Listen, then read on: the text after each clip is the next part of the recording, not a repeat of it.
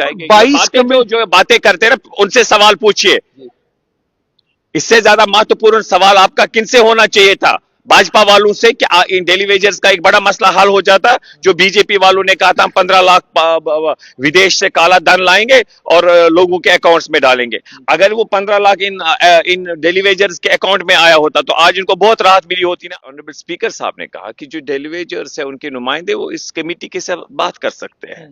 सो बहुत सारे चीजें इनकी जो इसका जो मैंडेट कमेटी का है बहुत वसी है। तो हम समझते हैं कि अच्छी बात होगी कि एक कमेटी बनी जिससे हम this is a beginning. Why just give a time to this government. आप एक वकील हैं, आप इन बातों को ज्यादा बेहतर समझते हैं। आपने SRO 520 लाकर एक एम्पावर्ड कमेटी बनाकर 600 लोगों को रेगुलराइज किया है। वो प्रोसेस कट शॉर्ट बीच में हुआ है, उस प्रोसेस को आपने कंप्लीट नहीं करा है। So I need to understand why don't you want to revive SRO 520? You the government right now, you part of the government, why don't you press for कि ठीक है अगर वो SR साहब कैसे डिफेंड करते हैं? I am not defending, I am asking question. You must be factually correct now. You should do justice. It was if you're what you are saying, if it is taken as a true, but fact is कि जो आप 600 की बात कर रहे हैं, लेकिन आपको देखना है कि तादाद कितनी थी। आज सरकार के सामने मान लीजिए 1 लाख लोग सामने हैं, हमें रेगुलर करे, फिर आप 200 को करते, फिर आप कहेंगे ये शुरुआत। तमाशाए अहले करम देखते हैं। नेशनल कॉन्फ्रेंस बरसरे इख्तिदार थी, डेली वेजरों का लगना से शुरू हुआ, एक SRO आया, उसके जरिए उन्हें पक्का किया गया। उसके बाद वो सिलसिला थमा, फिर PDP और कांग्रेस की सरकार जम्मू कश्मीर में बनी, ये सिलसिला दोबारा शुरू हुआ। उसके बाद 2009-10 में उमर अब्दुल्ला की सरकार बनी, उस सरकार ने सिलसिले को आगे बढ़ाया।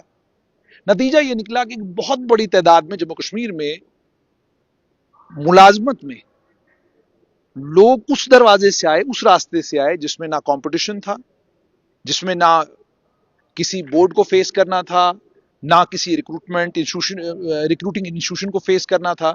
बस आपकी MLA साहब से वाकफी है, आप उनको जानते हैं, या आपको कोई रिश्तेदार उनको जानता है, तो आपको मुलाजमत मिल जाती थी। और इसी तरीके से मुलाजमतें जो है वो लेजिस्लेटिव असेंबली में भी बांटी गई और कई महकमों में बांटी गई, और आज वो एक बहुत बड़ी तादाद बन के सड़कों के ऊपर लाठी डंडा सरकार से खा रहे हैं। और तमाशा देखिए, हिज़्ब इख्तिलाफ के पास हिज़्ब इख्तिलाफ में BJP है, उनके पास लॉ एंड ऑर्डर है क्योंकि राज्यपाल उनको रिप्रेजेंट करते हैं, और साहिब इख्तिदार के पास वो डेली वेजर हैं जो लाठी डंडा खा रहे हैं। और तमाशा दोनों तरफ से होता है। हिज़्ब इख्तिलाफ कहता है सरकार कुछ नहीं करना चाहती, और सरकार कहती है हमने कमेटी बनाई है वो सब कुछ करेगी। कांग्रेस का मत क्या है इसको लेकर? मेरे साथ कांग्रेस के MLA इरफान हफीज लोन है, वकील हैं पेशे से। इरफान साहब, मुझे ये बताइएगा कि असेंबली में हिज़्ब इख्तिलाफ और साहिब इख्तिदार दोनों का आज जो डेली वेजेस को लेकर कंसर्न देखने को मिला, तो आपसे समझना चाहता हूं, एक ने लगाया, दूसरे ने SRO 520 बना के रेगुलराइज करने का सिलसिला शुरू किया, और उसके बाद आज दोनों एक दूसरे के ऊपर छीटाकशी कर रहे थे। कांग्रेस कहां खड़ी है? देखिए, कांग्रेस पार्टी जो है हमेशा इंसाफ की पुकार के लिए उन्होंने काम किया है कि हर किसी को इंसाफ मिले, न्याय मिले।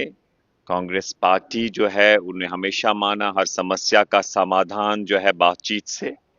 गांधी जी की सोच अब पूरे विश्व में उसको मान्यता मिली कि अहिंसा, वार्ता, ये हमारे मुल्क की पहचान है। लेकिन आज जो आप जिस संपर्क में बात करना चाहेंगे, हम उसमें यही कहना चाहेंगे कि जो भी डेली वेजर्स है या हमारे आर्जी मुलाजमीन है, इसमें कोई दो राय नहीं है कि उनकी जो डिमांड्स है जेन्युइन डिमांड्स है। उनमें से बहुत सारे लोग तो ये बात कर रहे हैं कि हमें मिनिमम वेज एक्ट के तहत हमारी वेज दिए जाए, तो उनकी जो डिमांड्स है ये जेन्युइन है। अब आज की डेट में अगर आप देखेंगे, जो आज आपने देखा कि भाजपा वाले जो कर रहे हैं, मैं हमेशा कहता हूं कि आप देखिए, मुझे लगता है कि शायद इनको जो नेशनल स्कूल ऑफ ड्रामा है हमारे मुल्क में, शायद इनको वहां से ट्रेनिंग करके लाया जाता है, जो भी पूरे मुल्क में हमारे भाजपा वाले लोग हैं। इनकी ड्रामाबाजी आप देखिए, इनका झूठ आप देखिए। अरे भाई, आप 10 साल सत्ता में थे, आप इस वक्त इंसाफ की गुहार लगा रहे हैं, हम इनके साथ है, टेलीविजन के साथ, लेकिन इनको शोभा नहीं देता भाजपा वालों को।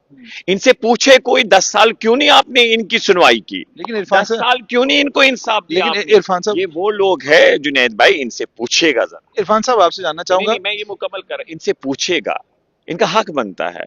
लेकिन मैं पूरी रेस्पॉन्सिबिलिटी के साथ आपको कहना चाहता हूं, आपसे शेयर करना चाहता हूं, इनका कोई नैतिक, इखलाकी, मॉरल राइट नहीं बनता है बात करने का। क्योंकि क्योंकि इन्होंने वो जख्म दिए हैं कि जब फार्म लॉज बने, इन ये जो वर्तमान सरकार है, तो जो जो किसान भाई सड़कों पे प्रोटेस्ट करने आए पुरअमन तरीके से, अरे भाई, आप इस लोकतंत्र में, इस देश में, जब हमारा कहना है कि जय किसान भी, और उसमें आप उनको कुचलते हैं। लेकिन आप 700 फार्मर्स को इरफान मारते हैं, इरफान और साहब, आज यहाँ पर ड्रामा करते हैं कि किसान के टेलीविजन के साथ इंसाफ करो। आप क्यों उनको लाठियां बरसाते हो? ये जवाब हमें दे दीजिए। इरफान साहब मुझे बताइएगा कि जी, साल 2014 तक डेलीविजन्स को रेगुलराइज करने के लिए एक एसआरओ था।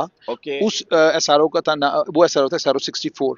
उसको रिप्लेस किया साल 2015 में पीडीपी बीजेपी सरकार ने एसआरओ 520 से।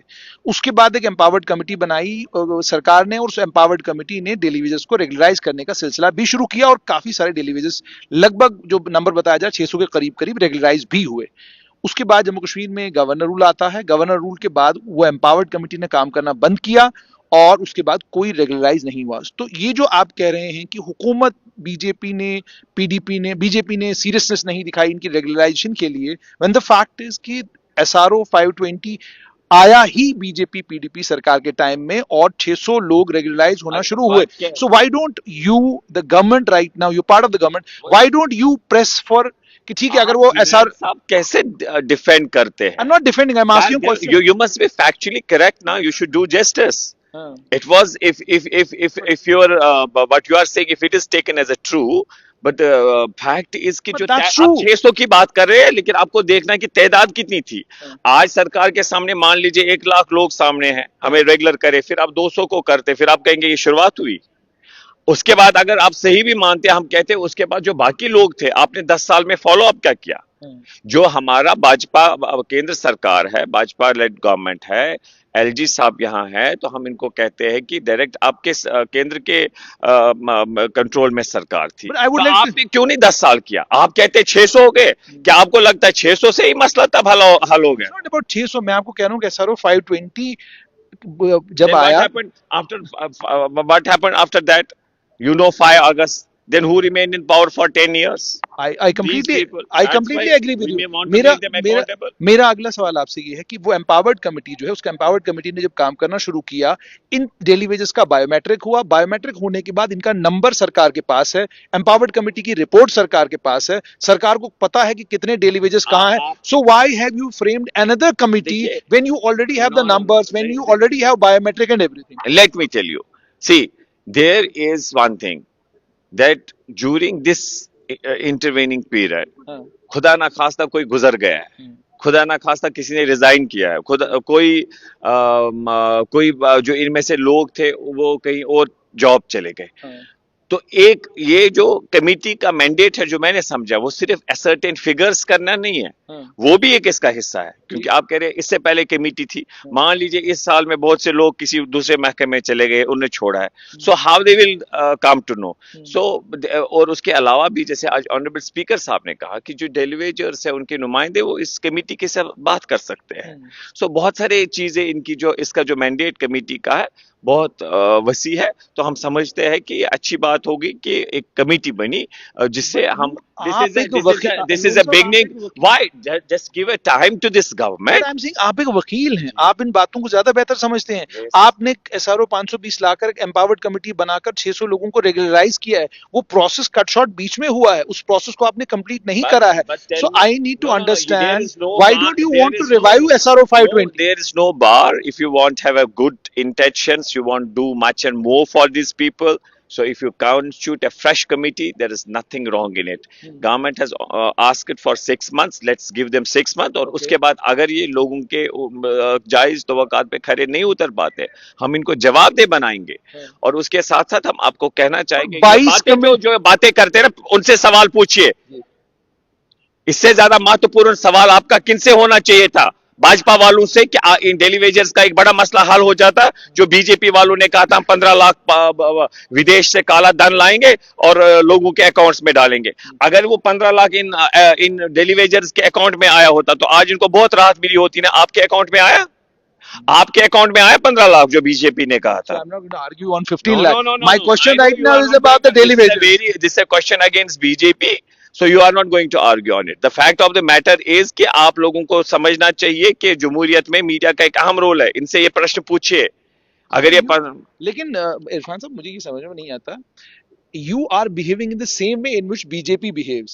कि आप बीजेपी से कोई सख्त सवाल पूछिए, वो कहते हैं जनाब आपको तो नेशनल कॉन्फ्रेंस और कांग्रेस वालों ने समझा के भेजा है। आपसे पूछिए तो आप कहते हैं कि जनाब बीजेपी वालों ने।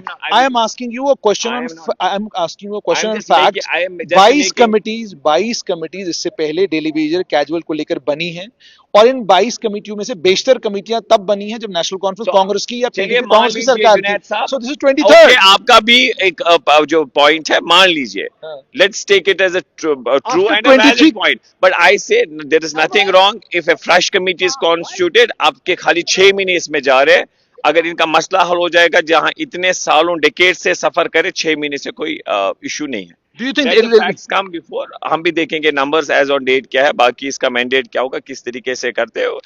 एक अच्छी बात है, नई शुरुआत हुई है, तो उससे मुझे नहीं लगता है कि Are you sure you'll be able to resolve these issues? I'm sure about it कि हम सबके जो सरकार है उनकी इंटेंशंस, उनका एक विल पावर है कि हमें इनको एक सॉलिम प्लाइस सबने लिया हुआ कि हमें इनकी बात सुननी है और इनके मसले मसाइल हल करने अवाम के और बिलखुसूस से आर्जी मुलाजमीन जो है।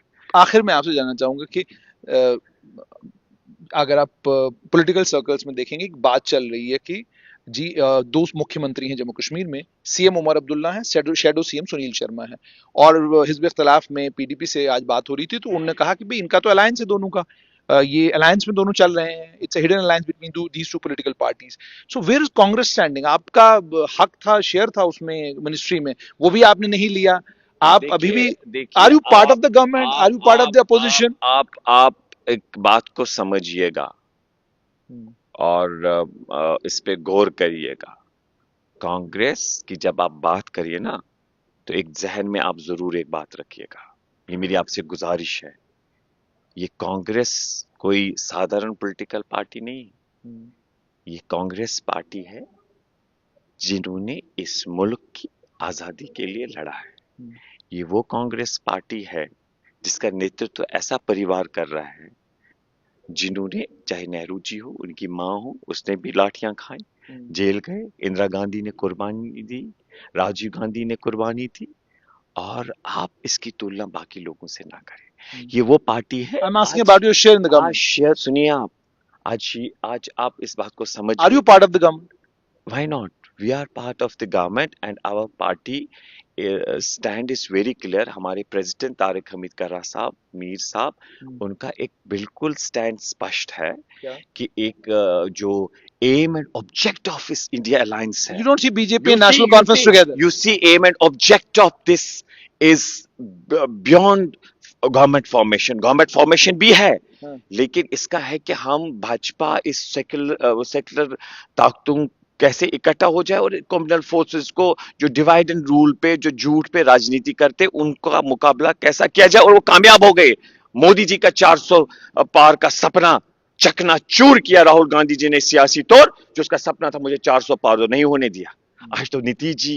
So are you sure National Conference will not spring a surprise? आप सुनिए मेरी बात। और उन्होंने कहा है, Are you sure National Conference will not spring a surprise? उन्होंने कहा कि हम सरकार का हिस्सा नहीं बनेंगे जब तक रियासत एटलीस्ट बहाल ना हो, हमारी जमीन, हमारी नौकरियों का तहफ्फुज़ हो। आपको खदशा है कि नेशनल कॉन्फ्रेंस दाएं बाएं जा सकती? No, as on date, there is nothing. These are the false. Are you sure national conference इधर उधर नहीं जाएगी? I'm sure about it. They are not going to do it. I'm sure they are not going to commit this blunder, rather political blunder. Then why don't you become part of the government? आप की ministries Because our party has taken a decision. Let first state be restored, then we will. even if it is not restored till 2029, you Yeah, won't be part of the government. hardly matters for us. The restoration of state is a larger cause. मैंने कश्मीर के एक बड़े leader को ये कहते हुए सुना कि जनाब जो जिस तरीके से मरकज आपके साथ बिहेव कर रहा है वो कन्नी के शॉल जो है वापस ले लो आप जो आपने वहां गिफ्ट में दिए थे. So this is what the opposition is saying right now that you are not being given what you should have been given by now. तो डोंट देखिए, यू उसकी रेफरेंस देते हुए मुझे शर्म आती है कि कैसे लोग एक चाइल्डिश स्टेटमेंट्स देते हैं. ये एक होता है, एक कर्टसी है, एक प्रेसिडेंट है. कुछ एक्सप्रेसिव चीजें लिखी है संविधान में या रूल्स में, कुछ प्रेसिडेंट है.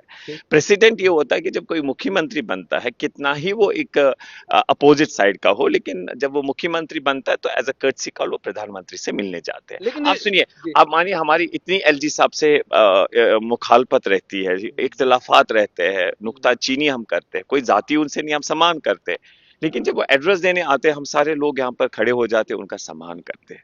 हम सारे लोग अंदर झगड़ते हैं, अपनी अपनी बात रखते हैं, लेकिन बाहर आके कोई अगर कर्टसी हो किसी किसी खुशी में या कोई और मामला, हम तो दुख दर्द एक दूसरे का, अल्लाह बचाए कोई दुख भी हो तो बांटते हैं.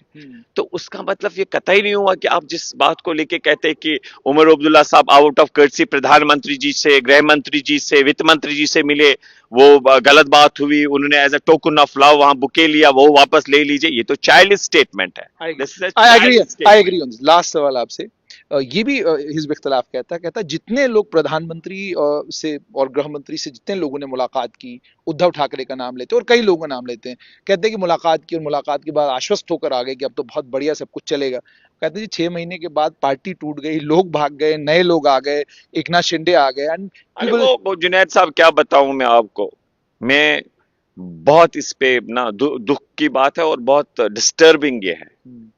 आप मानिए बेकरारी हो रही है जो इस मुल्क में. सभी लोग कह रहे हैं कन्नी का शाल वापस. वही कह रहा हूँ, बेकरारी हो रही है. आप किस बीजेपी की शासन की बात कर रहे हैं? आप खुद कर रहे हैं ये जो आप बात कर रहे हैं, आप इससे तस्दीक कर रहे हैं कि ये फेडरलिज्म पे आक्रमण है. आपने अच्छी बात कही. आज मैं मुबारकबाद देता हूं कि जुनैद साहब ने पहली दफा कहा कि भाजपा वाले जो है तोड़ फोड़ में विश्वास रखते हैं. I did not say that. I just asked a question. कहा डरिए मत, कोई आपको कुछ नहीं करे. I just asked a question. और कोई आपसे नाराज नहीं होगा. इतनी फ्रीडम वो हर किसी को देते हैं. तो मैं आपको ये कहना चाहूंगा कि आप देखिए, 15 लाख नहीं आए, काला धन, 2 करोड़ नौकरियां कहीं नहीं है, महंगाई कहां पर है, मणिपुर में जैसे वो हमारा हिस्सा ही नहीं है. हम तो वसुदेव कुटुंबकम की बात करते हैं, विश्व में कहीं दर्द हो तो हमें वो. मैंने बात की थी कन्नी के शॉल. मिजोरम में, मणिपुर में कैसे लोगों की निहत्थे लोग मारे जा रहे हैं, प्रधानमंत्री जैसे उनके मुंह में दही जम गई है, कोई बात नहीं है, सरकार चुप्पी बनाए रखी है. और बदकिस्मती है, बहुत सारे हमारे जर्नलिस्ट भाई कोई इस पे बात ही नहीं करते.